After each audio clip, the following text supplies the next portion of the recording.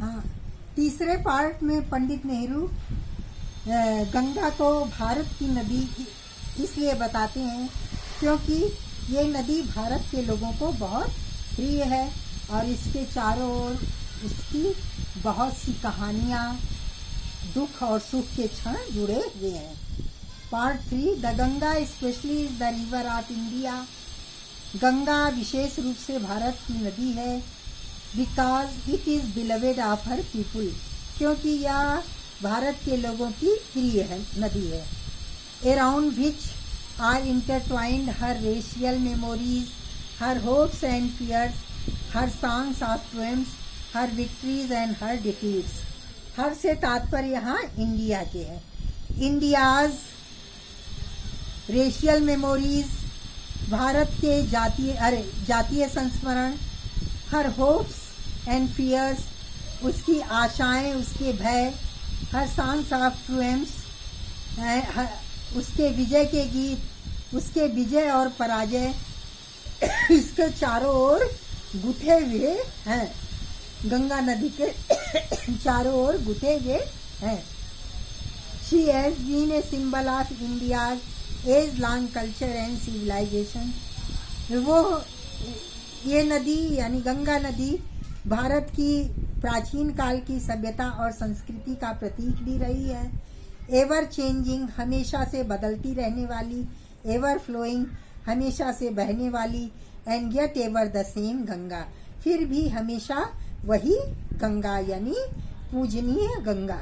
C reminds Pandit Nehru of the snow covered peaks. Pandit Nehru कहते हैं she reminds me of the snow covered peaks and the deep valleys of the Himalayas. वो मुझे हिमालय की बर्फ से ढकी हुई चोटियों की और उसकी गहरी घाटियों की याद दिलाती हैं। Which I loved have loved so much, जिससे मैं बहुत प्यार करता हूँ। And it also reminds him of rich and vast plains below, और ये नदी उन्हें नीचे के विस्तृत मैदानी हिस्सों की भी याद दिलाती है। Where his life and work has been cast, जहाँ पर उनका जीवन और कार्य ढला, यानी जीवन ने और कार्य ने अपना आकार ग्रहण किया। पार्ट 4, इसमें विभिन्न ऋतुओं में गंगा के मिजाज का वर्णन किया है। Part 4, smiling and dancing in the morning sunlight. सुबह सूर्य के प्रकाश में वो मुस्कुराती और नाचती हुई दिखाई देती हैं।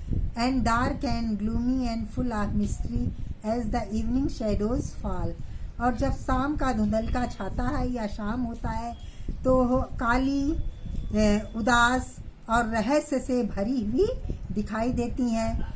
A narrow slow and graceful stream in winter she looks, वो गंगा नदी जाड़े के समय में तंग यानी पतली धारा, स्लो मंद गति से बहने वाली और आकर्षक धारा के रूप में दिखाई देती हैं। And a vast roaring thing during the monsoon, broad bosomed almost as the sea, और मानसून के दौरान, वर्षा ऋतु के दौरान ये एकदम दहाड़ने वाली कोई विशाल चीज बन जाती हैं। Broad bosomed almost as the sea, और समुद्र जैसी चौड़ी होकर फैल करके बहने वाली हो जाती हैं। And with something of the sea's power to destroy, और इसमें कुछ कुछ समुद्र जैसी ही विनाशक शक्ति भी आ जाती है। The Ganga has been to me a symbol and memory of the past of India. Ganga Pandit Nehru के लिए भारत के प्राचीन काल के स्मृति का प्रतीक रही हैं, या अतीत के स्मृति का प्रतीक रही हैं। Running into the present, जो वर्तमान में बहती हुई, and flows on to the great ocean of the future, भविष्य के विशाल सागर में बह जाती हैं। यानी जगह जगह से बहती हुई ये गंगा कहाँ गिर जाती हैं? ये बंगाल की खाड़ी में। 5वां पैरा, इसमें पंडित नेहरू ने भारत की कुछ प्राचीन परंपराओं को त्यागने के लिए अनुरोध किया है भारत के लोगों से, जो उनके विकास में बाधक होते हैं, लेकिन कुछ परंपराओं का उन्होंने सम्मान भी किया है। कहते हैं कि हमें उन पर गर्व है। Part 5. And though I have discarded much of past tradition and custom, और यद्यपि मैंने बहुत से प्राचीन परंपराओं और रीति रिवाजों को त्याग दिया है, एंड आई एम एंशियस, और मैं ये चाहता भी हूँ, that India should rid herself of all shackles, कि भारत भी खुद को उन सभी बेड़ियों से मुक्त करे, दैट बाइंड एंड कंस्ट्रेन हर, जो उसको बांधती है, उसे सीमित करती है, एंड डिवाइड हर पीपुल, जो भारत के लोगों को बांटती है, and suppress vast number of them, और उनमें से बहुसंख्यक लोगों को दबाती भी है, and prevent the free development of the body and the spirit, और शरीर और आत्मा के स्वतंत्र विकास में बाधा डालती है। दो आई सीक ऑल दिस, यद्यपि मैं ये सब करना चाहता हूँ, यट फिर भी I do not wish to cut myself off from that past completely, फिर भी मैं उस अतीत से पूर्ण रूप से खुद को अलग करना नहीं चाहता हूँ, because I am proud of that great inheritance, मुझे उस महान विरासत पर गर्व है, दैट हैज़ बीन, जो हमारी रह चुकी हैं, and that is now ours, और जो अभी भी हमारी है, एंड आई एम कॉन्शियस, और मैं ये चाहता हूँ, that I too like all of us am a link in the unbroken chain which goes back to the dawn of history in the immemorial past of India. अब भारत का immemorial past of India, Bharat के अविस्मरणीय अतीत का इतिहास जहाँ से शुरू होता है, यानी एकदम प्राचीन काल से। आई एम कॉन्शियस, और मैं ये चाहता हूँ कि मैं भी उन सभी लोगों की तरह उस अटूट जंजीर की एक कड़ी हूँ, जो भारत के अविस्मरणीय अतीत के इतिहास के शुरू होने की ओर जो जंजीर जाती है, उसी जंजीर की मैं भी एक कड़ी हूँ। That chain I would not break, उस जंजीर को मैं नहीं तोड़ूंगा, क्योंकि फॉर आई ट्रेजर इट, मैं उसका सम्मान करता हूँ, and I seek inspiration from it, और मैं उनसे प्रेरणा लेता हूँ।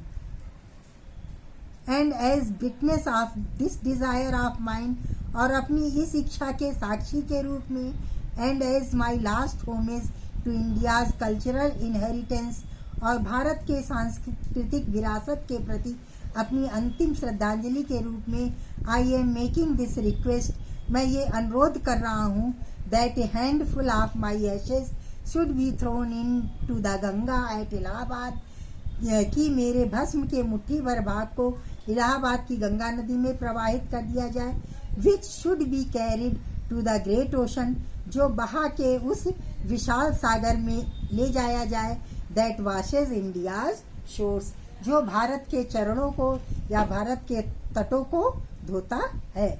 The major portion of my ashes should however be dispose of otherwise, मेरे भस्म के बड़े हिस्से को किसी अन्य तरीके से खर्च किया जाए।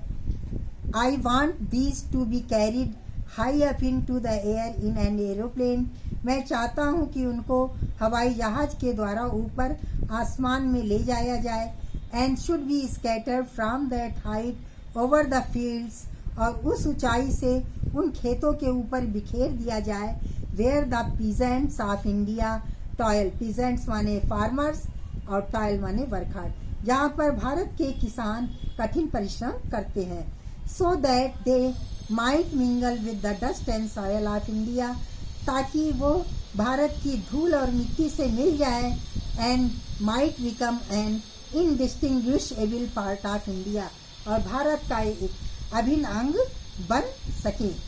आई have written this will and testament in New Delhi on the 21st day of June in the year 1954, मैंने इस अपने इच्छा पत्र या वसीयतनामे को नई दिल्ली में 21 जून 1954 को लिखा है।